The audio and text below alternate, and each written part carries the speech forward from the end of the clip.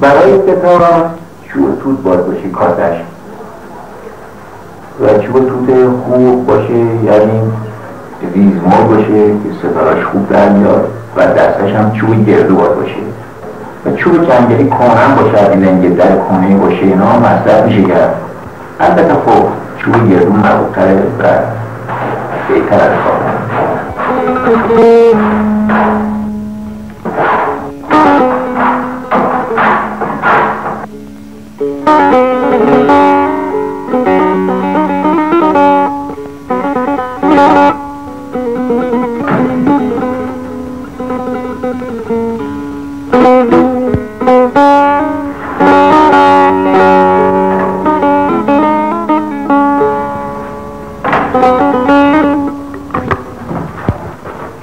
تو نجیری بودم سابق، نجیری کار میکردم، روز حق دارم موضوع روز 13 عید بود.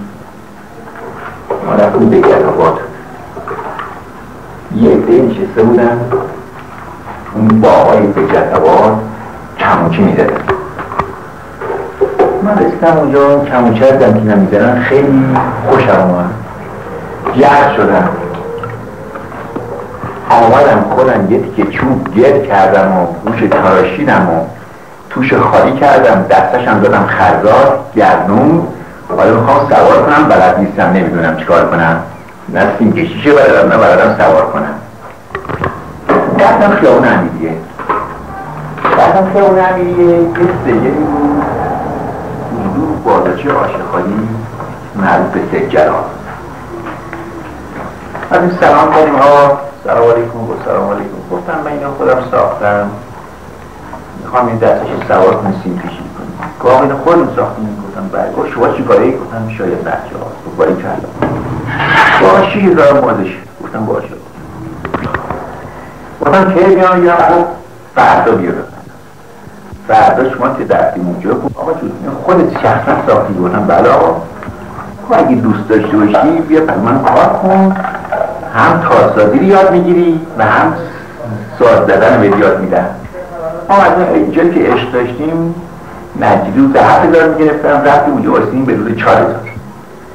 روز 4,000 واسیدیم و یه ماهی کار کردیم، تمام کار در بردن. یه کار کوچولو واسم خودم ساختم، بعد دوباره رفتم تو نجیری خودم. رفتیم نجیری خودمون خلاصه جمعی بریز میکردیم. گاهی دیگه ما میادیم دکون تارسازی کار میکردیم، گاهی رفتیم دکون نجیری خودمون، چون که تارسازی سجلای همچی وسعی نداشت که من موضوع حسابی بده.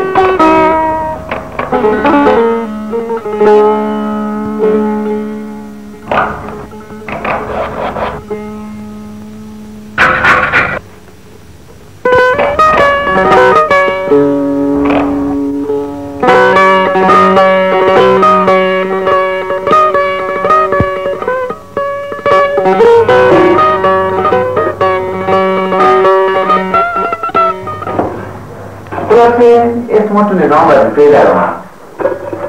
ما رفتیم گشت و بندر پهلوی اونجا بودیم و اونجا رفقا عشقی ها اونجا بودن و واسه ما چوب خریدن و شروع کردیم به تارسازی. و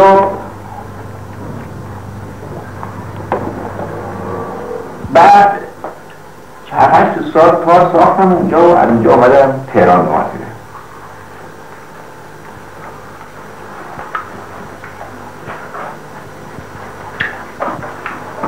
آمدیم تهران به اصطلاح آمدیم نظام وظیفه که ندید، ولی باید نومدیم ما رو بردن نظام وظیفه، ولی خب البته معافی رو بودن. خیالون راحت شد، معافی گرفتیم و خیالون راحت شد. دومته واسیم به تارسازی دیگه مستقیم تارسازی کردیم.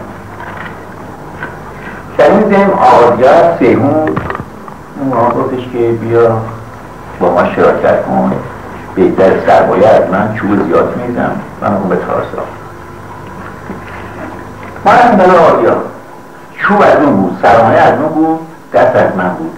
البته یه توفیر مرزی من گرفتم که اون کار نمی‌کرد و هر چند تاری ساختیم نصف می‌کردیم و من سهم خودم می‌خوردم با او.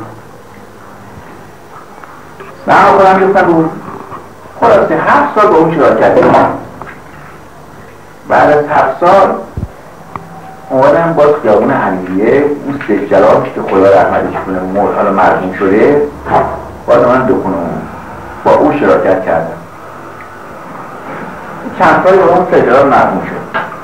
من همون دکونه داشتم، دکونهای وسط امیریه بود، من شبه نماله فروشم. بعد وقت دو طبقه ساختن من اومدم شمران در پول ترگیش یه دکون گرفتم. من هم بیارون ساختم، هم بیارون ساختم، هم پاس و هم ستار کم ساختم، ولی بیارون زیاد ساختم. بیارون هم میدونم شاید موادام میدونم توی جنگی بعد هم اونش خوب بود. بعد هم توی تمام فاصله ما کوتاه آمدیم، یعنی یه خود فاصله نکردن. ستار اومد بود، ستار ما رو رفاقا ریختن دور اون ستار واسه ساختیم و زیاد و خیلی هم مشتری خیلی مشتری احتامون اومده و همه به شروع کنیم به ستار ساختن. دیگه بیارون هم دیگه خودش میشنم شروع کردیم 15 سال سر خود ترکیب بود. بعد از اینجا اون دکونه خواستم اونجا رو فروختم و اومدم سر محبوبه ولی اونجا رو دکونه دارم و تنها هستم و خودم الان شروع کردم به ستار سازی. ستار میسازم منتاج مثل سابق زیاد نمیتونم بسازم، ولی ستار کمتر بسازم در تمیز بیرم با هم داریم امراتون میگذره و گلی میکنیم.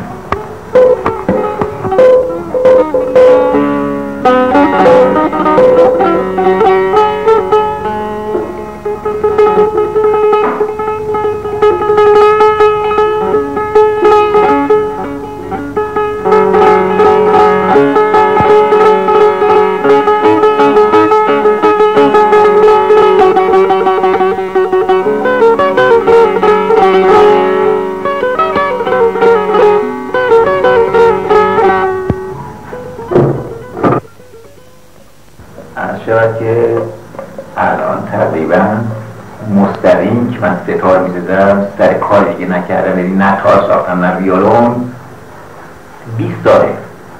این 20 ساله من همش ستار ساختم. بسته و نوسته و تمزیاش درمان 4 تا باید ساختم که هفته یه دونه ستار ماه 4 تا هفته یه دونه ستار ساختم. کارم خیلی ساختم